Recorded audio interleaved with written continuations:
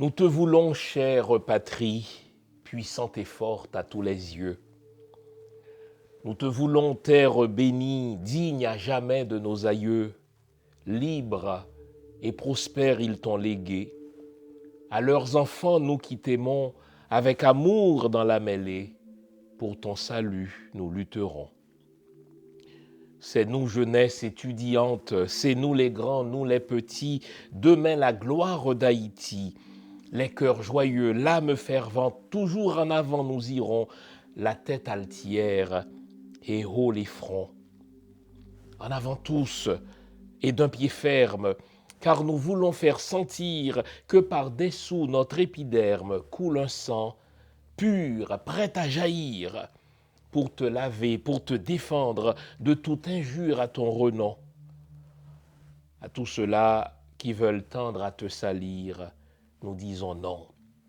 Alors, debout, fière jeunesse, pour protéger notre drapeau, il nous faudra lutter sans cesse. Notre idéal, il est bien beau. N'ayons pas peur et plein d'espérance. Marchons toujours vers l'avenir. Marchons toujours avec constance. Si nous ne voulons point faiblir. Je me souviens comme si c'était d'hier, la première fois que j'ai entonné cet hymne à la jeunesse. Édouard Tardieu, 1938. Vous ne me croirez peut-être pas, mais je me souviens comme si c'était d'hier, la première fois que j'ai entonné cet hymne. J'avais 7 ans. C'était précisément le 20 février 1976. Que se passait-il alors? Eh bien, Haïti recevait l'insigne visite d'un grand Africain, d'un grand Sénégalais, d'un homme d'État, le père de la négritude, poète, académicien, nul autre que Léopold Sédar Senghor. Il est venu dans ma ville natale, le Cap-Haïtien. Il a visité mon école primaire, les frères de l'instruction chrétienne, et on nous a appris cet hymne à la jeunesse. C'était la grosse affaire. J'étais jeune gosse en culotte courte. On nous a invités à le saluer. J'ai serré la main, imaginez, à Senghor. Et en ce jour-là, le préfet de la ville, le très regretté Claude Vixamar, a prononcé probablement l'un de ses plus beaux discours. Pendant un instant, j'avais l'impression qu'Haïti était le centre de la Terre. J'avais l'impression qu'Haïti, je l'aurais compris plus tard, était le phare du monde, était le phare des nations. Et vous savez, à chaque fois que les choses vont mal, à chaque fois que la réalité est décourageante, à chaque fois que les ténèbres sont épaisses, je me ferme les yeux et je revis par la pensée ce jour-là. Vous savez, la nuit, c'est fait pour ça. Quand ça va mal, quand la réalité est dure, eh bien, je me mets à rêver. C'est ma thérapie à moi pour m'empêcher de sombrer dans le découragement, pour m'empêcher de sombrer dans le désespoir. Je vous invite à faire avec moi ce même exercice. Dessinons ensemble l'Haïti de nos rêves. Vous savez, on va oublier que ça va mal. On va oublier que la réalité, elle est décourageante. On va oublier tout ce qui ne va pas. On va faire comme les enfants. Vous vous souvenez quand on était jeunes, quand nous étions à la garderie, quand nous étions au kindergarten, souvent, notre maîtresse, notre gardienne nous demandait de dessiner là, le monde idéal. Eh bien, on va dessiner l'Haïti idéal. Et ce faisant, nous allons voir ce qu'Haïti aurait pu être, ce qu'Haïti aurait dû être si chacun s'y mettait. Et j'ose pousser un peu l'optimisme plus loin. On va s'imaginer ce qu'Haïti sera si chacun s'y met vraiment. Voulez-vous faire cet exercice avec moi? Rien de cérébral, hein? Oh là là, rien de cérébral, ça va partir des tripes là. Nous allons revenir à nos rêves d'enfants là. Moi, je vais revenir au 20 février 1976. Peut-être que pour vous, l'Haïti de vos rêves, l'Afrique de vos rêves remonte à une autre date. Voilà, choisissez dans votre pensée cette date où vous aviez l'impression que waouh, c'était l'apothéose, votre pays, votre village, non pas pour les mauvaises raisons, mais pour les bonnes raisons, était redevenu le centre du monde. Et là, on va amplifier le rêve, on va l'enrichir. Et vers la fin de l'émission, je vous poserai une seule question. Qu'est-ce qui nous empêche d'avoir ce pays-là? Qu'est-ce qui nous empêche d'avoir cet Haïti-là? Et si chacun s'y mettait? Voilà. Je suis plongé à ce point dans mon rêve que j'en oubliais presque de vous saluer. Bonjour mesdames, bonjour messieurs. Bienvenue à cette autre édition de l'émission Lumière sur le monde. Vous l'aurez compris, nous allons rêver. Rêver à ce que l'Afrique pourrait être, rêver à ce que la Martinique pourrait être, rêver, puisque charité bien ordonnée commence par soi-même, à ce qu'Haïti pourrait être, si on s'y mettait vraiment, si on y mettait du cœur, si chacun y mettait du sien. À ce stade-ci, ça me gêne de vous inviter à boire votre café parce que je ne veux pas vous réveiller ce matin. Je voudrais vous garder dans un état, voyez-vous, dans un état second où le rêve l'emporte sur la réalité. Vous savez, ceux qui réalisent de grandes choses, ce sont de grands visionnaires. Rêvons au sens de visualisation. Visualisons l'Haïti que nous voulons. Et au terme de l'émission, nous nous poserons la question, mais qu'est-ce qui nous empêche de l'avoir, ce pays? À très bientôt.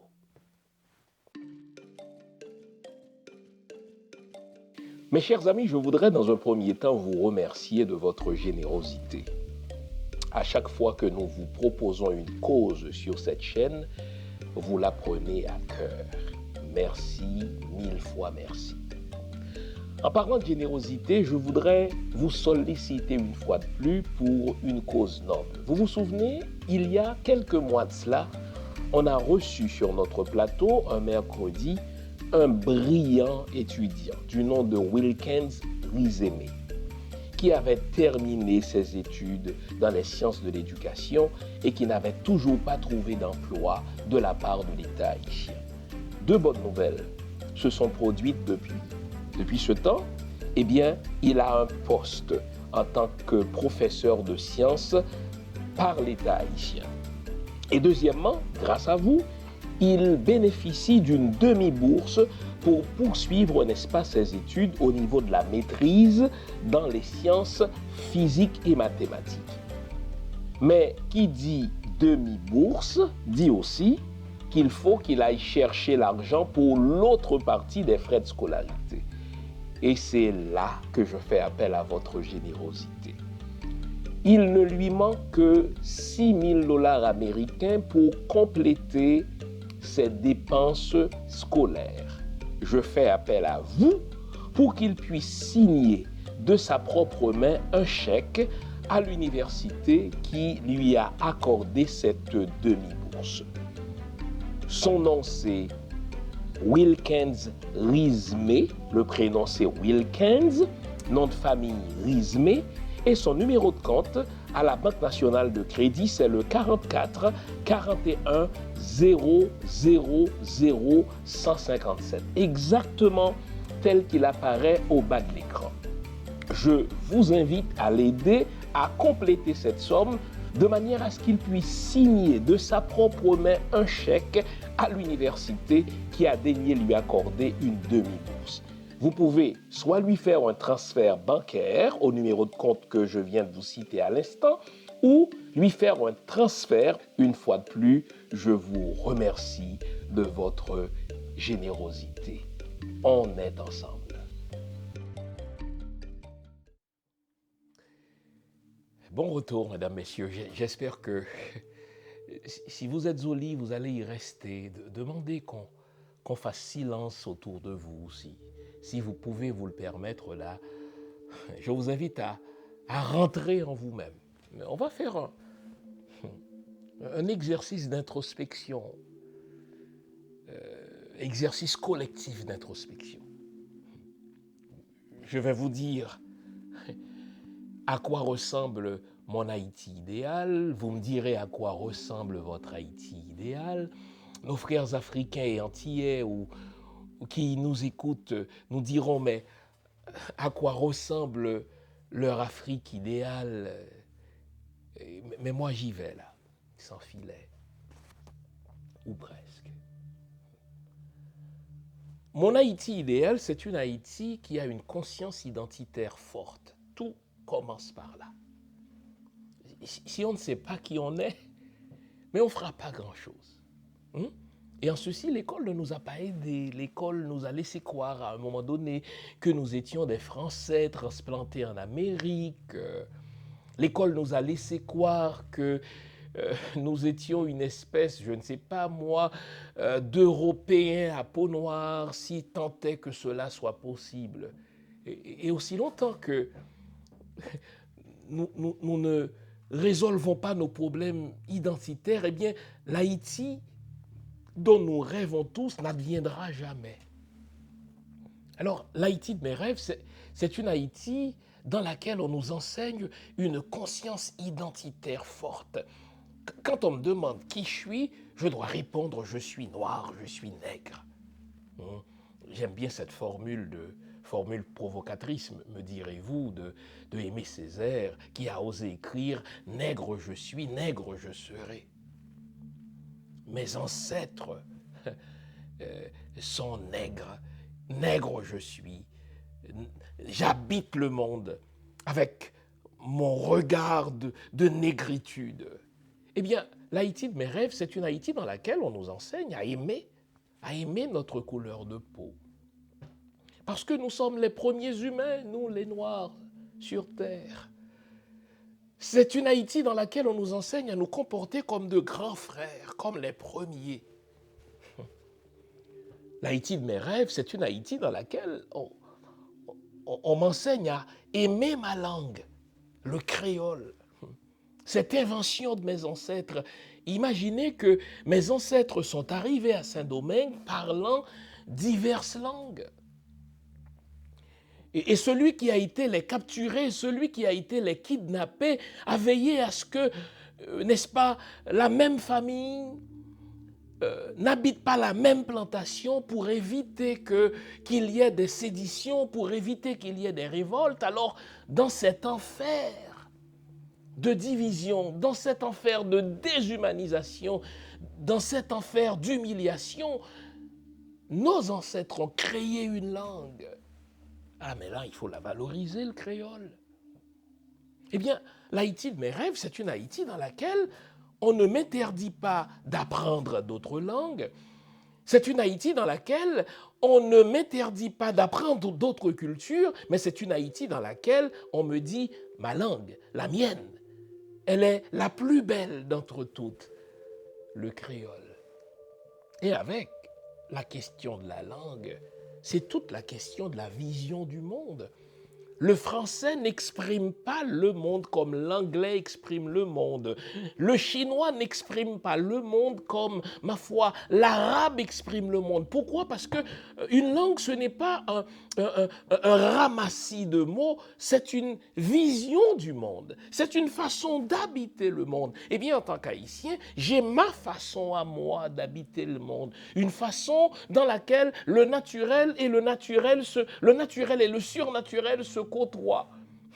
Une façon, enfin, une vision du monde dans laquelle les vivants et les morts se côtoient. Une vision du monde dans laquelle les visibles et les invisibles, n'est-ce pas, marchent ensemble. L'Haïti de mes rêves, c'est l'Haïti qui m'apprend à m'aimer, à aimer mes grosses lèvres, à aimer mon nez plat, à aimer mes cheveux crépus, à aimer ma peau foncée, à aimer mes dents blanches. L'Haïti de mes rêves, c'est l'Haïti dans laquelle l'école m'apprend à aimer mon histoire. Oh là là, y a-t-il de plus belle histoire que celle d'Haïti? L'histoire d'un ramassis, l'histoire d'une mosaïque de peuples et d'ethnies qui ont été kidnappés, qui ont été pris en otage, qui ont été jetés sur un autre continent pour être tout sauf des humains. Et tandis que toutes les institutions du système esclavagiste tendaient à leur faire croire, à mes ancêtres, qu'ils n'étaient rien, qu'ils étaient inférieurs, ils ont toujours refusé de croire à ce discours-là. Ils ont toujours cru en leur humanité. Ils ont toujours cru en leur verticalité. Et c'est mu par cette conviction qu'ils ont battu les plus fortes armées du monde pour créer la première nation nègre indépendante en Amérique. Mais on doit m'apprendre cette histoire dans tous ses détails.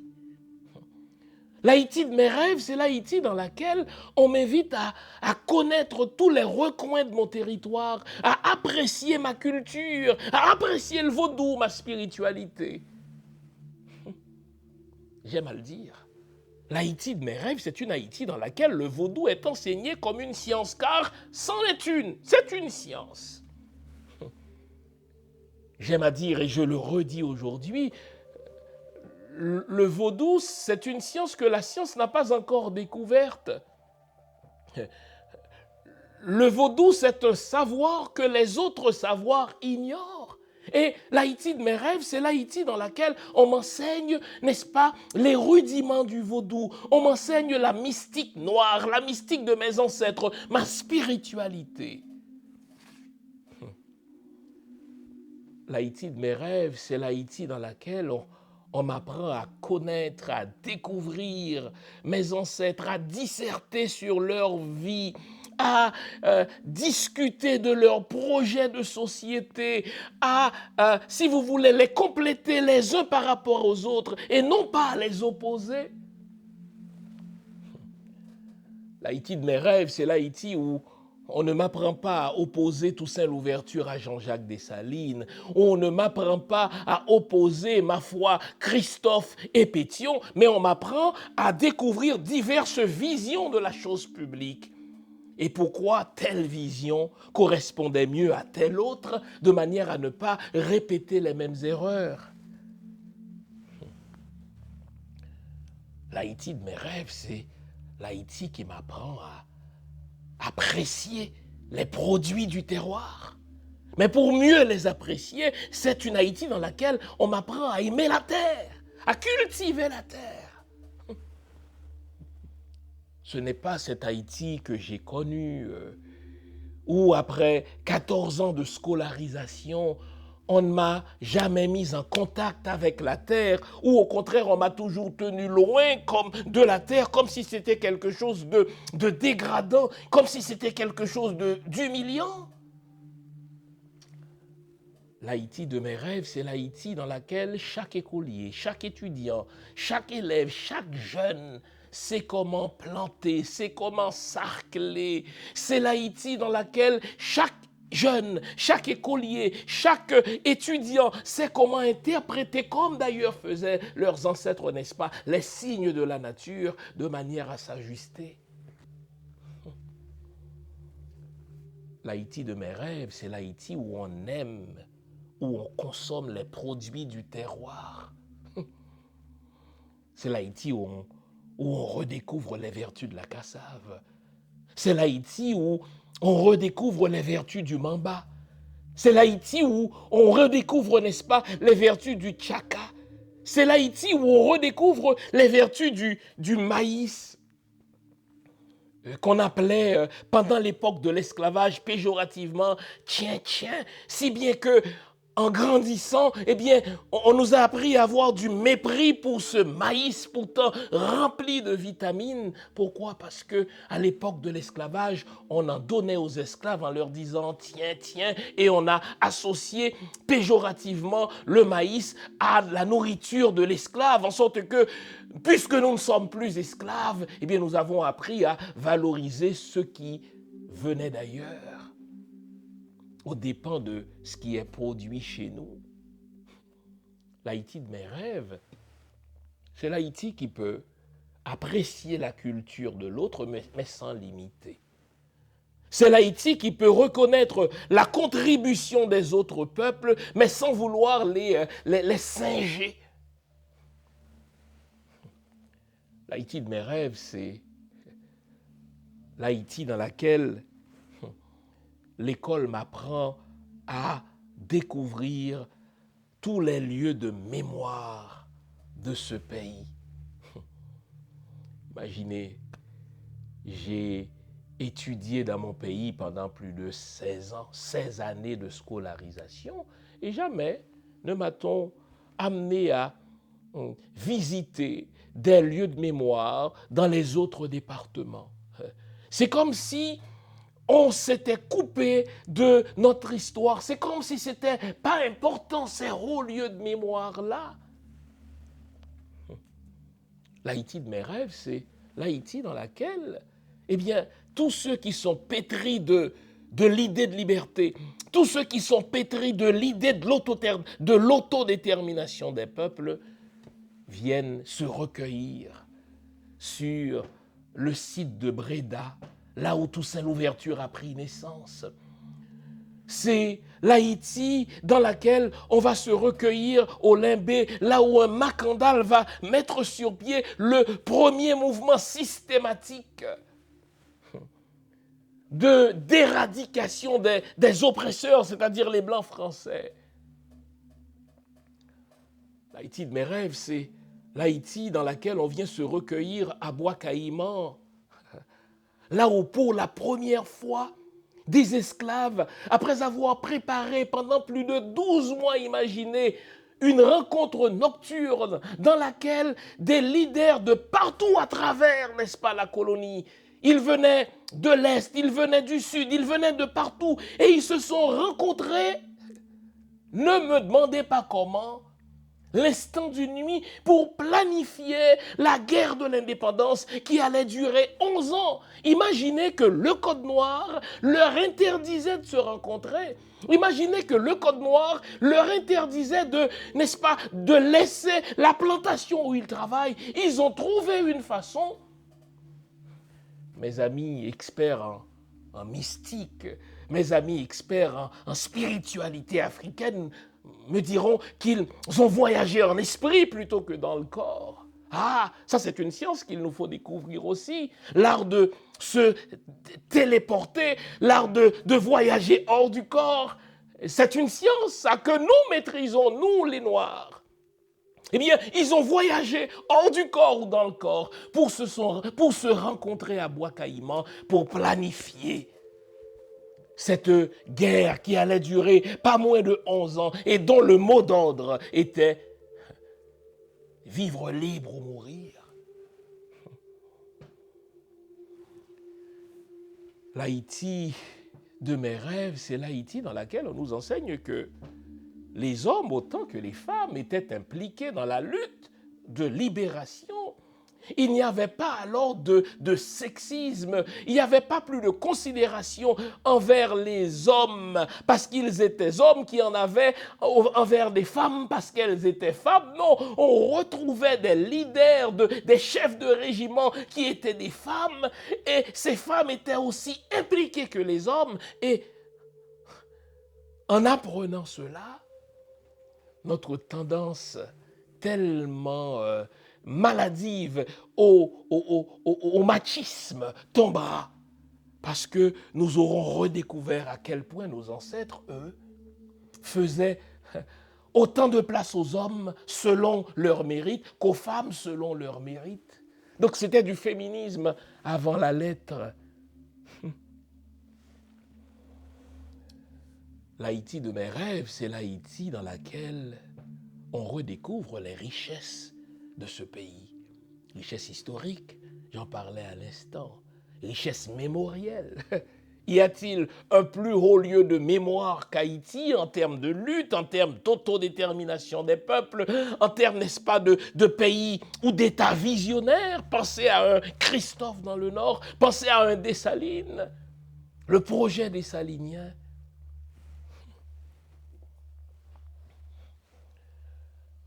L'Haïti de mes rêves, c'est l'Haïti dans laquelle, selon la belle formule de Jean-Jacques Dessalines, le premier homme d'État, dans laquelle chaque citoyen haïtien est bon père de famille ou bonne mère de famille. Chaque citoyen haïtien, n'est-ce pas, maîtrise un art mécanique, c'est-à-dire un métier. C'est l'Haïti dans laquelle chaque citoyen est aussi un bon soldat. Imaginez ce que serait cette Haïti-là. Une Haïti dans laquelle il n'y aurait absolument aucun problème de sécurité, comme ce qu'on voit actuellement à Cuba. Vous dites, ah oui, mais un pays sans aucun problème de sécurité, ça n'existe pas. Faux. Avez-vous déjà été à Cuba? Vous pouvez vous promener à n'importe quelle heure, rentrer à n'importe quelle heure. Il n'y aura pas un seul pauvre, n'est-ce pas, qui viendra vous quémander des sous. Il n'y aura personne qui viendra vous mettre, n'est-ce pas, une arme sous la tempe parce que cette personne-là voudra votre portefeuille. Mais c'est l'Haïti que nos ancêtres voulaient et à laquelle nous devons rêver. Une Haïti où chaque citoyen est soldat. Imaginez, les amis, imaginez. Une Haïti dans laquelle, à l'école primaire, on nous apprend les rudiments de l'agriculture, on nous apprend à aimer la terre, on nous apprend à développer, n'est-ce pas, les produits du terroir et à consommer ce qui est nôtre. Et parvenu au secondaire, une Haïti dans laquelle on nous enseigne, n'est-ce pas, l'art de la guerre, on nous enseigne la discipline militaire. Oh là là!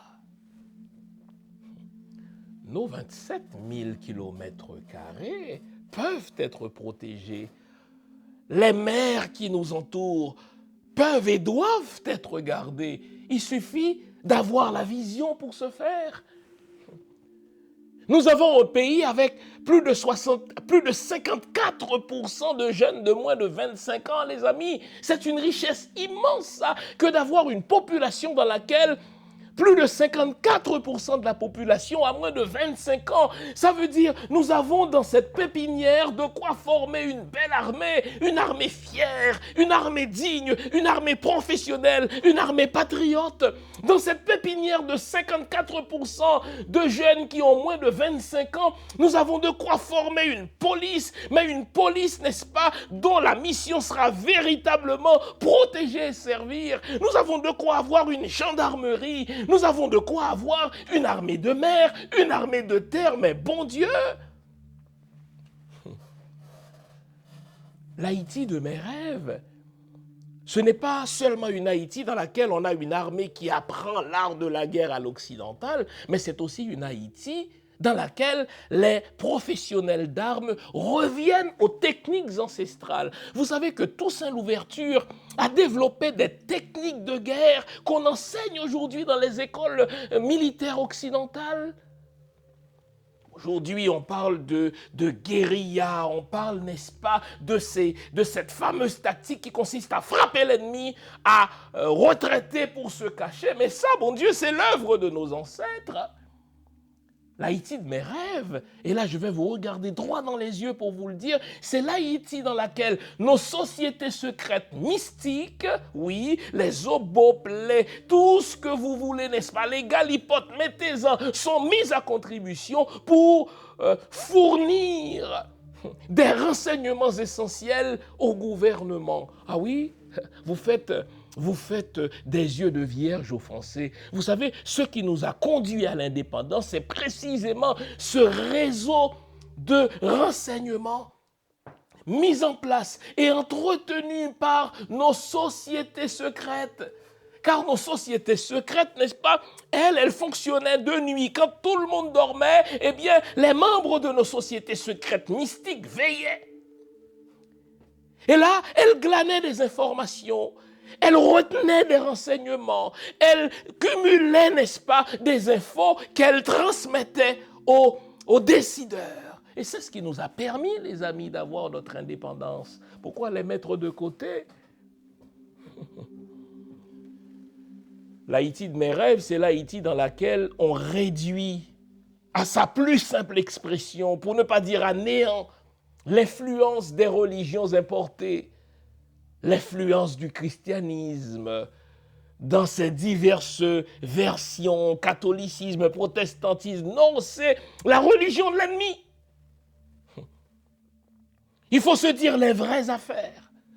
C'est la religion de l'ennemi, elle nous a été apportée par l'ennemi, elle a entretenu cette religion, l'idée de l'infériorité des Noirs, elle a entretenu, n'est-ce pas, la nécessité de l'esclavage en nous promettant une vie, n'est-ce pas, heureuse dans l'au-delà. L'Haïti de mes rêves, c'est l'Haïti où on enseigne la spiritualité nègre, où on enseigne la science du vaudou et où on réduit systématiquement, où on réduit, n'est-ce pas, dans le temps, l'influence des religions importées.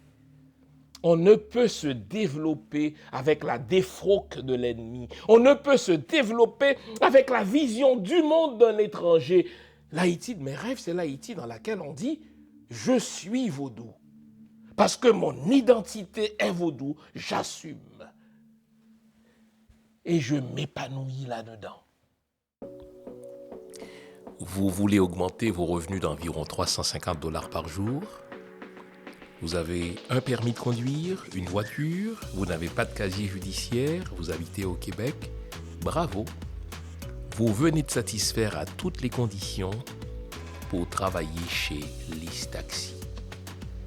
De nouveaux revenus en toute autonomie, selon vos disponibilités et votre propre emploi du temps.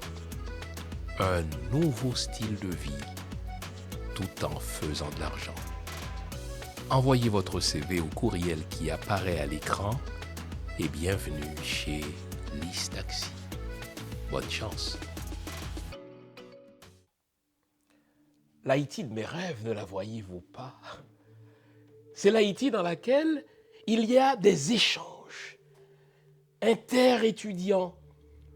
Des étudiants haïtiens vont faire un stage de 6 mois à Cuba, vont faire un stage de 6 mois à la Jamaïque, que dis-je, à la Guadeloupe, ailleurs. C'est l'Haïti dans laquelle nos étudiants vont passer une année d'études, n'est-ce pas, en Afrique. C'est l'Haïti dans laquelle des étudiants antillais, des étudiants africains viennent aussi chez nous, n'est-ce pas, se recueillir, se tremper dans l'ambiance ô combien mystique de nos hauts lieux, Bois-Caïman, Vertières, Bréda, pour ne citer que ces exemples-là.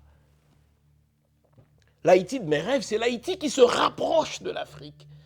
L'Haïti de mes rêves, c'est l'Haïti qui tend selon, n'est-ce pas, les vœux d'Anténor Firmin, à, n'est-ce pas, se rebrancher aux États africains pour nos échanges, pour des sciences communes. Vous savez qu'il y a des pays africains qui sont très développés, n'est-ce pas, dans les sciences de l'espace. Pourquoi ne pas nous rapprocher de ces pays-là? Nous avons, n'est-ce pas, le même ADN. Nous sommes frères et sœurs.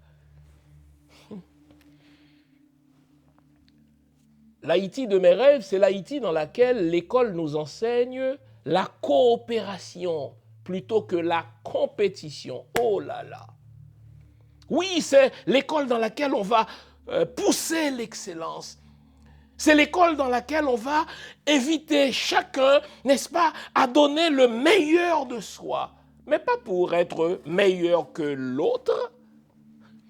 L'Haïti de mes rêves, c'est l'Haïti dans laquelle l'école ne m'invite pas à être meilleur que l'autre. C'est l'école dans laquelle on m'invite à donner le meilleur de moi-même et à m'inspirer de l'excellence de l'autre sans vouloir le combattre. Donc l'Haïti de mes rêves, c'est l'Haïti dans laquelle l'école enseigne la compétition plutôt que la compétition. Il y a une différence.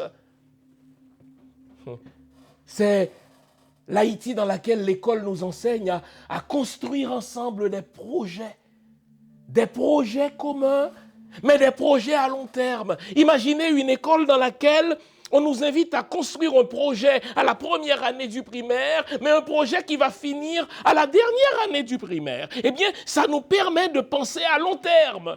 Jusque-là, l'école nous invite à penser à court terme. L'Haïti de mes rêves, c'est l'Haïti dans laquelle nous avons un projet en première année du secondaire et un projet que la même promotion, n'est-ce pas, va achever seulement à la fin du secondaire. Vous savez que subliminalement, une telle pratique nous enseignerait non seulement à avoir des projets sur le long terme, à avoir des projets communs, mais une telle école nous enseignerait que la réussite n'est pas individuelle. La réussite, elle est collective. Oh là là. Voilà l'un des travers de l'école haïtienne.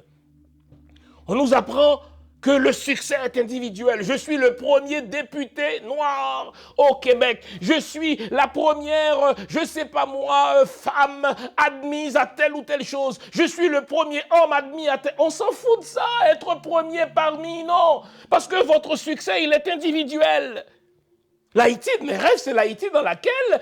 Ce que les Africains savent déjà, n'est-ce pas, le fameux Ubuntu, eh bien, c'est l'école dans laquelle le succès, il est collectif. Je ne réussis que lorsque mes frères aussi réussissent. En sorte que, plutôt que de me préoccuper d'avoir un 100%, ce qui n'est pas mauvais, mais je vais m'assurer aussi que, tandis que je vise le 100%, les 30 autres, les 29 autres qui sont dans ma classe réussissent eux aussi. Parce que le succès aura été collectif. Il n'y a de succès dans la vision africaine que de succès collectif. Malheureusement, la religion nous a appris le contraire. Vous savez, la religion chrétienne, c'est le cas de le dire, dans nos pays, et je suis conscient de ce jeu de mots, la religion chrétienne, elle est diabolique. Pour quelle raison? La religion chrétienne nous enseigne que le salut est personnel. Donc, chaque monde dégagé.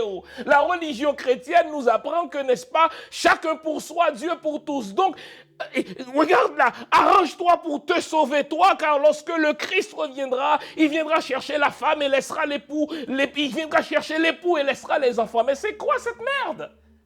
C'est pas une vision africaine de la vie. Dans la vision africaine de la vie, le salut, il est collectif. Dans la vision africaine de la vie, le salut, n'est-ce pas, il est sociétal. C'est la société ensemble qui réussit. Quand un individu réussit, mais ce n'est pas une réussite. À bien des égards, c'est un échec. Vous comprenez pourquoi je vous dis qu'il nous faut nous défaire, n'est-ce pas, de ces religions importées, car ce sont des religions perverses.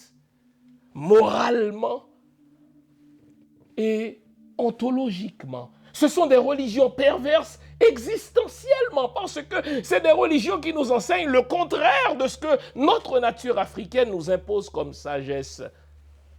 C'est quoi cette affaire de salut qui est personnel? C'est quoi cette affaire de Dieu qui reconnaîtra les siens? C'est quoi cette affaire de Jésus qui viendra, qui enlèvera le mari, qui laissera la femme, qui en laissera, n'est-ce pas, qui enlèvera la femme, qui laissera les enfants? Mais bon Dieu, dans la culture africaine que nous héritons, la famille est importante. L'individualisme chrétien laissait cette pourriture pour les Occidentaux, mais nous embrassons cette valeur qu'on appelle Ubuntu, où le salut est groupal, où le salut est collectif.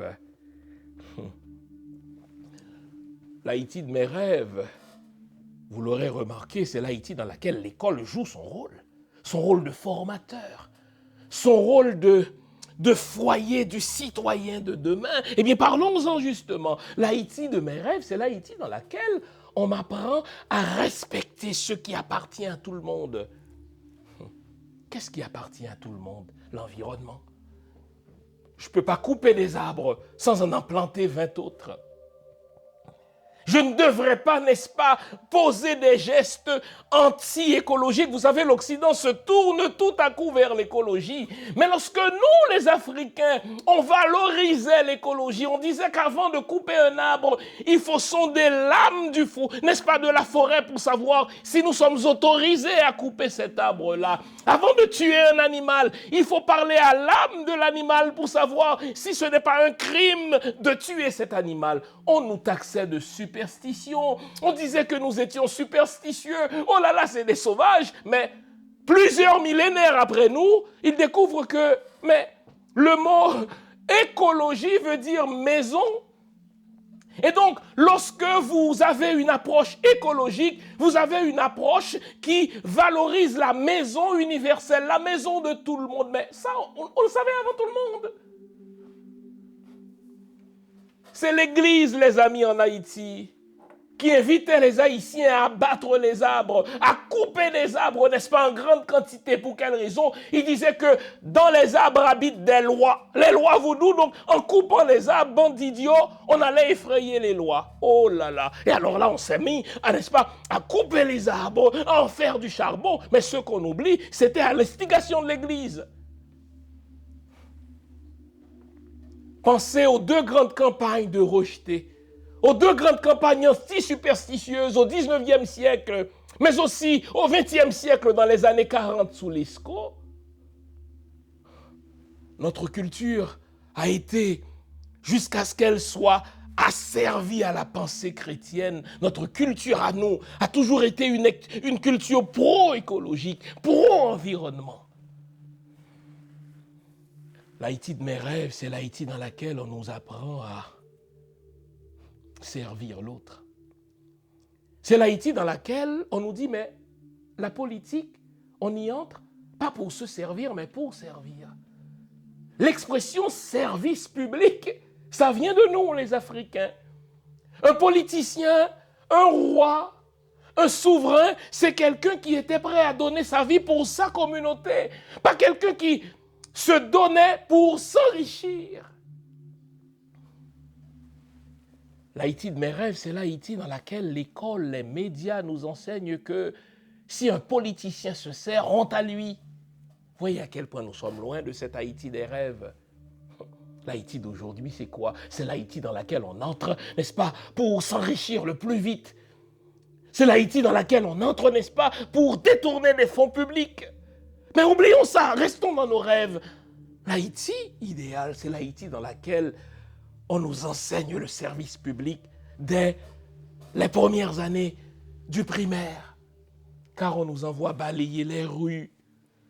On nous envoie, n'est-ce pas, aider les personnes âgées qui ne savent pas lire, qui ne savent pas écrire. Cuba l'a fait, les amis. Voilà pourquoi sous Castro, en moins de 3 ans, Castro a résolu le problème d'alphabétisation. Il y avait plus de 30% de Cubains qui ne savaient ni lire ni écrire. Et dans les années 50, n'est-ce pas, à partir de la révolution de Castro en 59, eh bien, on a complètement alphabétisé Cuba en moins de 3 ans. Ça, c'est l'esprit du service public. Si j'apprends à lire, je le fais pas pour moi-même, mais pour transmettre ce savoir. Si j'apprends un métier, mon métier, c'est pour faire une contribution à ma communauté, pas pour m'en mettre plein les poches. De même, si je deviens député, si je deviens sénateur, si je deviens ministre ou président, nous sommes tellement loin de ces guignols que nous avons, c'est pour servir. L'Haïti de mes rêves, c'est l'Haïti qui accorde de l'importance à la compétence. Je ne sais pas tout faire. Vous ne savez pas tout faire. Et c'est dans notre interdépendance, c'est dans notre apprentissage mutuel l'un de l'autre que nous grandirons ensemble. Eh bien, l'Haïti de mes rêves, c'est l'Haïti dans laquelle la compétence l'emporte sur la militance. Regardez les candidats. Si nous n'étions pas si bas tombés, imaginez des noms. Comment quelqu'un comme lui, je ne veux pas le nommer aujourd'hui, comment quelqu'un comme elle oserait penser qu'il ou qu'elle peut être, n'est-ce pas, président, mais quelle compétence avez-vous? Nous sommes à ce point égarés que n'importe qui s'imagine qu'il peut remplir les fonctions suprêmes sans en avoir les compétences, sans en avoir la préparation. Mais c'est à l'école de nous rappeler que c'est un crime que de ne pas se donner les moyens de ses prétentions.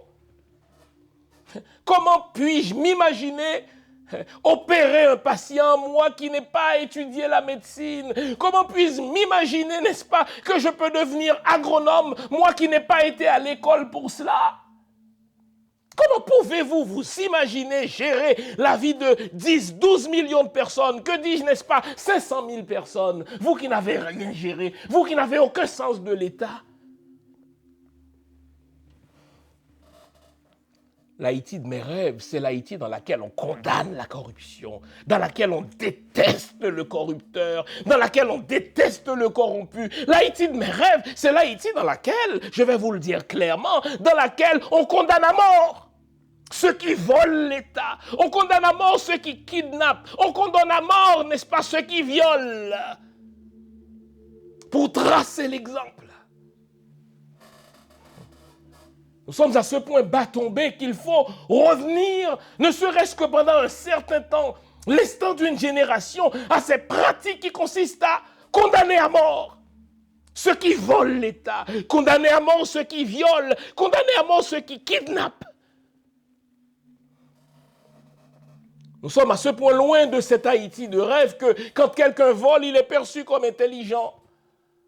Nous sommes à ce point loin de cet Haïti de rêve que quelqu'un a volé des fonds publics, il en a donné à sa famille et aujourd'hui il nargue toute une population et se promet de redevenir président. Mais bon Dieu,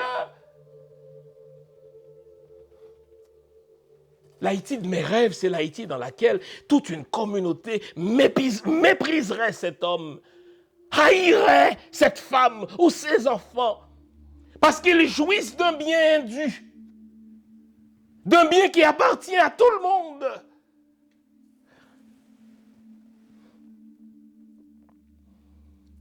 L'Haïti de mes rêves, c'est l'Haïti du vivre ensemble. Ah, j'ai connu ça, moi. J'ai vécu dans une ville où on n'avait pas besoin de verrouiller les portes. On dormait quasiment les portes ouvertes parce qu'il faisait chaud. Et on n'avait pas le luxe du climatiseur. On n'avait pas, pendant un certain temps, le luxe du ventilateur. Alors on dormait les portes ouvertes. Et si d'aventure quelqu'un arrivait d'une autre ville pour voler, tout le monde disait « gare au voleur », en créole barré voleur. Et lui, le voleur, il avait honte, il courait. Et sa famille avait honte. Comment puis-je avoir dans mon sein un fils qui est considéré comme voleur et on le reniait? Je connais quelqu'un, un militaire, qui a renié son garçon parce que ce dernier a volé des patates, imaginez. Il y avait donc ce sens de l'honneur. On ne vole pas, on ne prend pas ce qui n'est pas à soi. Et si d'aventure il y a quelqu'un qui commet cette infamie, sa famille emporte le déshonneur pour toujours. Je me souviens comme si c'était d'hier de ce garçon, du nom de sa famille et de la réaction noble et verticale que son père a eue. Son père l'a chassé de la maison. Vous me direz c'est dur, c'est votre problème, mais parfois il faut amputer le membre pour lancer l'exemple. L'Haïti de mes rêves condamnera à mort, je le répète, les corrompus et les corrupteurs. Pas seulement les corrompus, mais les corrupteurs. Celui qui te donne un certain montant pour l'aider à faire rentrer des trucs au pays. Celui qui te promet un certain pourcentage pour l'aider, n'est-ce pas, à transgresser les lois publiques. L'Haïti de mes rêves, ce n'est pas l'Haïti qui plaisante avec ceux qui ont des armes illégales. L'Haïti de mes rêves, ce n'est pas l'Haïti dans laquelle, n'est-ce pas, les gens de médias, les journaleux, qui ne sont pas des journalistes, n'est-ce pas, touchent de l'argent des mains des gangsters pour leur accorder de la visibilité. L'Haïti de mes rêves, ce n'est pas l'Haïti dans laquelle les vêtements, le m'as-tu vu, le paraître l'emportent sur l'être. L'Haïti que j'ai connu, c'est l'Haïti où il fallait tout un village pour élever un enfant. Moi, c'est tout un village qui m'a élevé. Ce n'est pas juste ma mère. Ce n'est pas juste mon père que je voyais que de dos, selon la formule d'Émile Olivier, puisqu'il travaillait à une autre ville. Je fus élevé par mes tantes, par ma mère, par mes voisines, par mes voisins. Et bon Dieu, si jamais je faisais les 400 coups quelque part, il y avait toujours quelqu'un qui connaissait mes parents et qui venait dire à mes parents que Jean-Fils Aimé vient de commettre une connerie. Et ces gens-là n'attendaient même pas que ma mère vienne, mais ils avaient déjà le droit de me punir. Et vous savez ce que ça fait? Ça enseigne le respect. Le respect pour l'humain. Imaginez à quel point nous sommes loin de cet Haïti. Quand vous êtes rendu à un stade où vous pouvez tuer quelqu'un pour son argent, imaginez.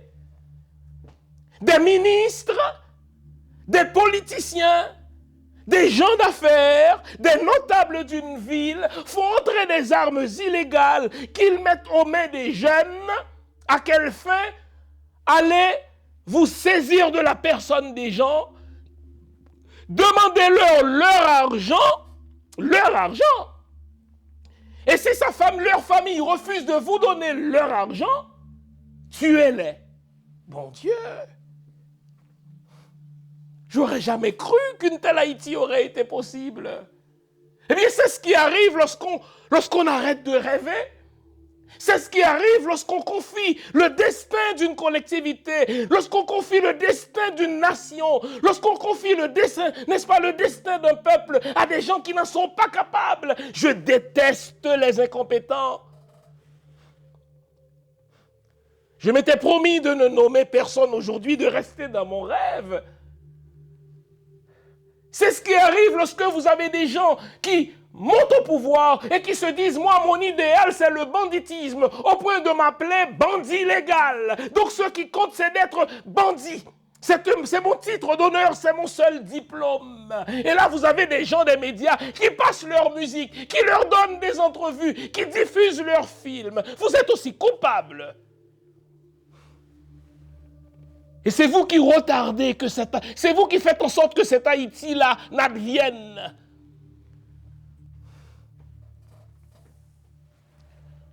L'Haïti de mes rêves, c'est une Haïti dans laquelle les institutions sont fortes. C'est une Haïti dans laquelle les institutions sont au-delà des individus. Le président n'est pas au-delà de la justice, le premier ministre n'est pas au-delà de la police. C'est un pays dans lequel, eh bien, la loi est une pour tous et pour toutes. Et ce n'est pas impossible. Il suffit de le vouloir. Il suffit de prendre conscience que là où nous sommes, depuis les dernières années, au fait, ça va de mal en pis. Nous l'avons vu la semaine dernière, nous avons échoué, ça fait longtemps que nous avons échoué, mais reconnaissons que, bon Dieu, le mal haïtien s'est accéléré au cours des 30 dernières années. Parce qu'on n'a aucun respect pour les institutions.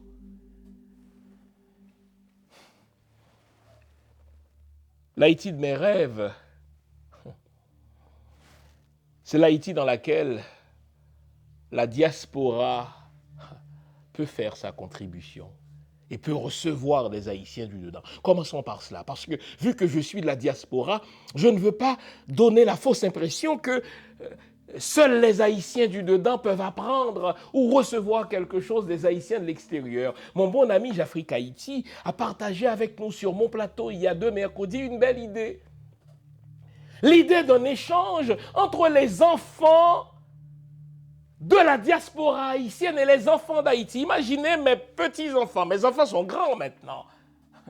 Imaginez mes petits-enfants qui iraient en Haïti pour apprendre à jouer le fameux jeu Tilago, la Lago, Tizonglé, etc. Et qui apprendraient ces jeux du terroir haïtien, qui apprendraient, n'est-ce pas, à se baigner dans les rivières haïtiennes, dans les mers haïtiennes. Et les jeunes Haïtiens d'Haïti qui apprendraient aussi des façons de faire de mes petits-enfants. Avouons qu'en diaspora, nous avons des problèmes que les enfants d'Haïti, hélas, n'avaient pas autrefois. Des problèmes d'armes illégales, des problèmes de drogue. Moi, dans toute mon enfance en Haïti, je n'ai jamais vu, pas une seule putain de fois, de la cocaïne. Aujourd'hui, je sais, c'est devenu pratique courante. Parce que ceux qui nous ont dirigés sont devenus à ce point cupides, ils sont devenus à ce point, bon Dieu, matérialistes, qu'ils oublient que quand on est au pouvoir, on n'est pas là pour soi, on est là pour les autres. Mais imaginez ce que ça donnerait, des échanges entre mes petits-enfants et des enfants du même âge en Haïti, qui iraient jouer ensemble et qui sauraient que c'est le même peuple. L'Haïti de mes rêves, c'est l'Haïti dans laquelle, eh bien, je transfère. Ah oui, rêvons. C'est l'Haïti dans laquelle je transfère mes avoirs du Canada vers une banque haïtienne d'Haïti qui serait elle-même soumise à une véritable réglementation d'État. Pour l'instant, en Haïti, on n'a pas des banquiers, on a des gangsters. On n'a pas des banques, on a des plateformes de captation des richesses d'Haïti. Ces banques-là, c'est des institutions de voleurs, disons-le tout de suite. Mais imaginez l'Haïti de mes rêves, où il y aurait des banques sur lesquelles l'État établirait des règles qu'elle serait tenue de suivre. C'est l'Haïti dans lequel, parvenu à un certain âge, tout près de ma retraite, je transférais mes avoirs vers les banques haïtiennes. C'est l'Haïti dans laquelle les membres de la diaspora iraient couler leurs vieux jours. C'est d'ailleurs pour cela, lorsqu'on a laissé notre pays, on l'a fait dans l'espérance que nos vieux jours venus, on retournerait, n'est-ce pas, chez nous, pour jouir de nos plages, pour bénéficier du soleil, pour entendre chanter les coqs, pour manger des mangues, pour savourer, si vous voulez, les fruits. L'Haïti de mes rêves, c'est l'Haïti dans lequel la diaspora est considérée comme de véritables enfants d'Haïti et où on peut apporter non seulement notre argent, je l'ai dit, mais nos compétences techniques. Haïti en a tellement besoin. C'est l'Haïti dans lequel nos infirmières iraient porter main forte aux défaillances du système de santé. C'est l'Haïti dans laquelle nos médecins, qui sont beaucoup plus nombreux à l'étranger qu'en Haïti, n'est-ce pas, retourneraient pour aider le système hospitalier, le système de santé. Ce n'est pas l'Haïti qui chasserait ces médecins. Vous savez, sous René Préval, tiens, j'ose citer son nom, il y avait un Haïtien qui était doyen d'une école de médecine ici au Canada, quelqu'un de ma ville. Et sachant qu'il y a moins de un membre du système de la santé pour plus de 10 000 habitants, il a offert au président René Préval un échange au terme duquel des médecins d'ici, des Haïtiens, des Québécois, iraient enseigner, n'est-ce pas, partout à travers le pays, iraient apporter leur contribution pour aider, n'est-ce pas, à parer aux défaillances du système de santé. Et là, le gouvernement fédéral canadien, le gouvernement provincial québécois étaient prêts à mettre des millions là-dedans. Et vous savez ce qu'a dit René Préval et son ministre des Finances et son ministre de la Santé d'alors, bande de salauds, je vous déteste. Donnez-nous de préférence l'argent. Vos médecins, vos compétences techniques, gardez-les au Canada. Ah, mon Dieu, ça c'est l'Haïti de mes cauchemars. L'Haïti de mes rêves, c'est l'Haïti dans laquelle chaque membre de la diaspora, vous, vos enfants, mes enfants, moi-même, nous irons dans nos champs de compétences respectives apporter notre pierre à la construction de ce pays. Imaginez les amis. La diaspora haïtienne a plus de 100 ans, puisqu'elle remonte à l'occupation américaine. Jusqu'à présent, si vous demandez à un foutu ministre haïtien de la diaspora, comment on l'appelle déjà, ministre de la diaspora, mon cul, combien y a-t-il d'Haïtiens vivant à l'étranger? Dans quel secteur d'activité évoluent-ils? Combien valent-ils économiquement? Quel est leur groupe d'âge? À quel point ils sont prêts à rentrer au pays? Ils n'en savent que dalle. Ils sont ministres mon cul. Je m'étais promis de ne pas m'énerver. Pour respecter ma promesse, je dois rester dans mes rêves.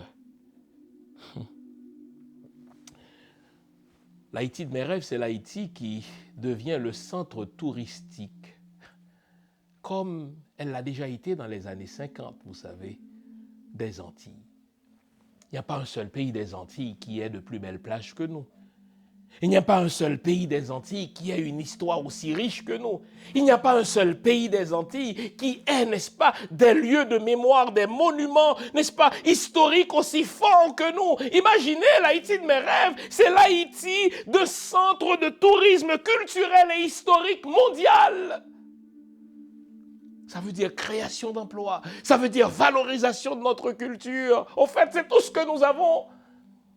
C'est tout ce que nous avons, tandis que les politiciens sont en train de merder. Ce sont nos artistes, n'est-ce pas, nos écrivains, nos musiciens, nos peintres qui nous font encore rêver. Alors pourquoi cet Haïti-là ne laisserait pas de place aux artistes, aux musiciens, aux peintres, aux écrivains?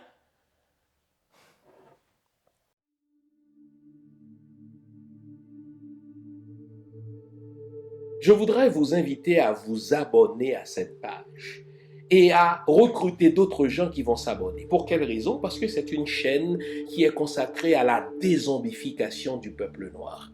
Vous savez, en ma qualité de théologien, d'historien et d'expert en management public, je décide de mettre toute mon énergie et toute l'équipe qui travaille avec moi décide aussi de mettre toute son énergie à la dézombification du peuple noir.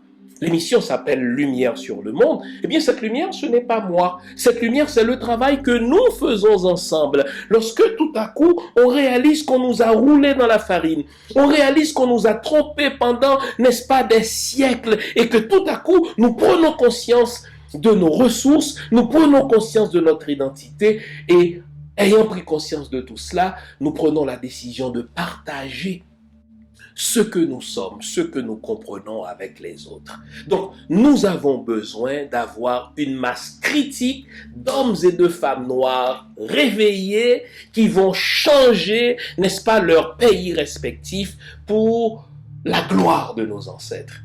Nos ancêtres méritent cela.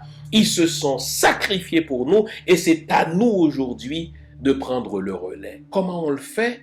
On le fait en se dézombifiant et en dézombifiant les autres. Je vous invite donc à liker ce qui se fait sur cette chaîne, à le sharer, à le partager avec les autres, à vous abonner et si vous l'avez fait déjà, à recruter d'autres qui vont s'abonner. On est ensemble, on garde le moral car tant que va le moral, tout va.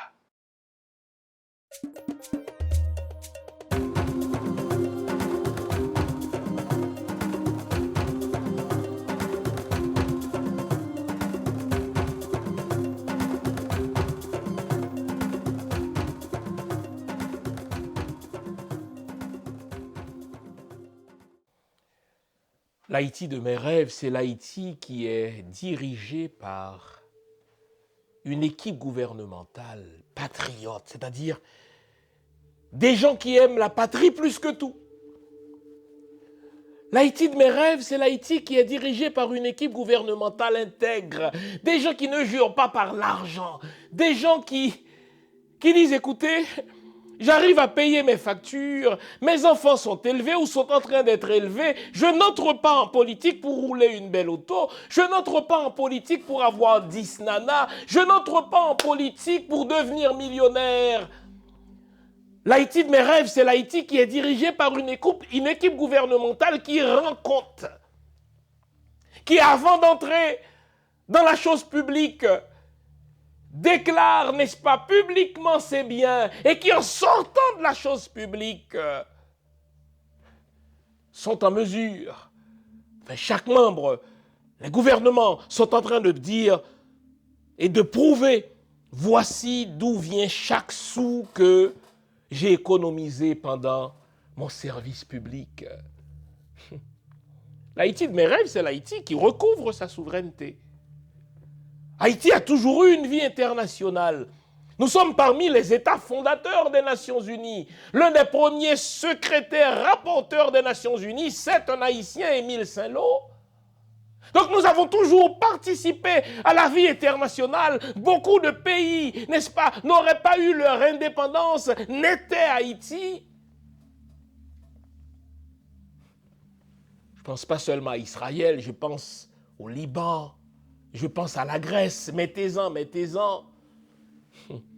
Donc nous avons toujours participé à la vie internationale, mais c'est une chose que de dire nous participons à la vie internationale, ce n'est une autre que de recevoir les dictées des États-Unis. N'importe quelle petit pisseur ou petite pisseuse en bon créole, n'importe qui senti pisser, qui vient du département d'État, fait la leçon au Premier ministre ou au président haïtien, honte à vous. Bande de sous-sous, bande de sous-fifres. L'Haïti de mes rêves, c'est l'Haïti qui dit « Je suis la première république nègre indépendante. Je peux collaborer, je peux coopérer, mais je ne recevrai aucune leçon de quelque nation que ce soit, ne fût-ce que des États-Unis d'Amérique. » L'Haïti de mes rêves, c'est l'Haïti qui chasse le corps au groupe. Ces ambassadeurs mafieux qui sont responsables de la corruption électorale, qui sont à bien des égards responsables de la corruption de beaucoup de nos politiciens. C'est l'Haïtien, n'est-ce pas, qui mettent à leur place ma foi, les diplomates. Et qui les oblige à s'en tenir à leur devoir de réserve.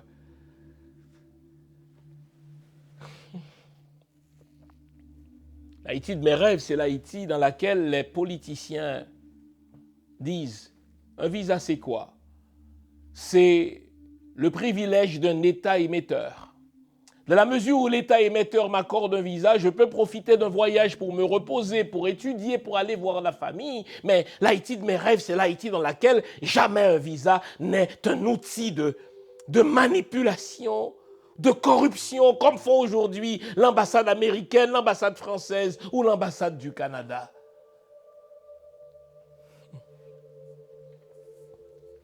L'Haïti de mes rêves, c'est l'Haïti qui organise de bonnes élections, des élections transparentes, des élections avec les moyens des Haïtiens, des élections dont le centre de tabulation est contrôlé par des Haïtiens et non par le Canada. L'Haïti de mes rêves, c'est l'Haïti d'une stabilité politique à toute épreuve. C'est l'Haïti dans laquelle on respecte le mandat d'un président quand celui-ci est véritablement élu et non sélectionné par les États-Unis ou pour la dite communauté internationale. L'Haïti de mes rêves, c'est l'Haïti de l'alternance au pouvoir des partis. L'Haïti de mes rêves, c'est l'Haïti du regroupement des partis dans de grandes familles idéologiques. On a quoi? Énuméré jusqu'à 264 partis politiques à date en Haïti, bon Dieu. C'est le capharnaüm, c'est le chaos. L'Haïti de mes rêves, c'est l'Haïti dans lequel les gens des médias se savent détenteurs d'une responsabilité, auquel cas ne peuvent-ils plus se permettre d'accorder leur micro ou de donner de la visibilité à des gens mal famés, à des gens qui ne payent pas de mine.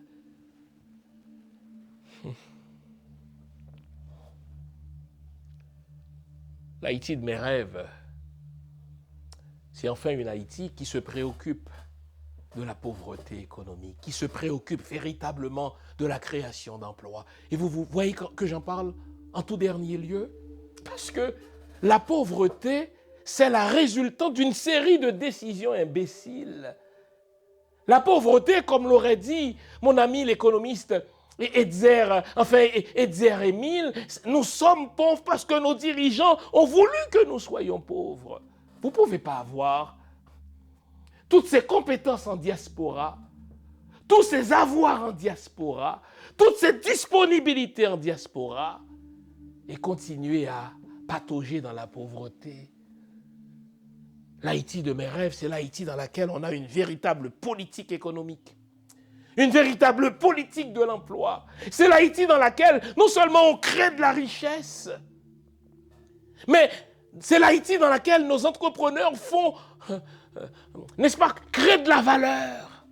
Ce n'est pas l'Haïti dans laquelle quelques imbéciles qu'on appelle brasseurs d'affaires vont acheter des saloperies en République dominicaine ou en Chine pour les revendre, n'est-ce pas, à fort prix en Haïti. C'est l'Haïti dans laquelle les entrepreneurs créent de la valeur.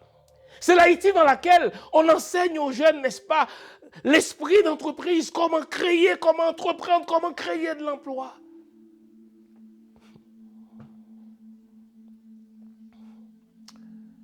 Enfin, l'Haïti de mes rêves, c'est l'Haïti qui adviendra seulement lorsque nous aurons tous réalisé que jusque-là, nous avons échoué.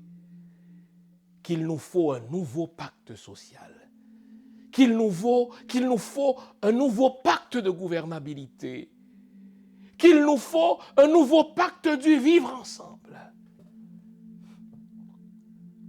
L'Haïti de mes rêves, c'est l'Haïti dans laquelle on fait la promotion de l'amour fraternel. On fait la promotion du vivre ensemble. On fait la promotion du respect de la vie. L'Haïti de mes rêves, c'est l'Haïti dans laquelle, parvenu à mon âge de retraite, je peux ramasser mes clics et mes claques au Canada et dire merci aux Blancs de m'avoir exploité pendant les 40 dernières années et désormais je vais rendre à mon Haïti ce que je lui dois et Dieu sait que je lui dois tout. J'espère vous avoir été utile.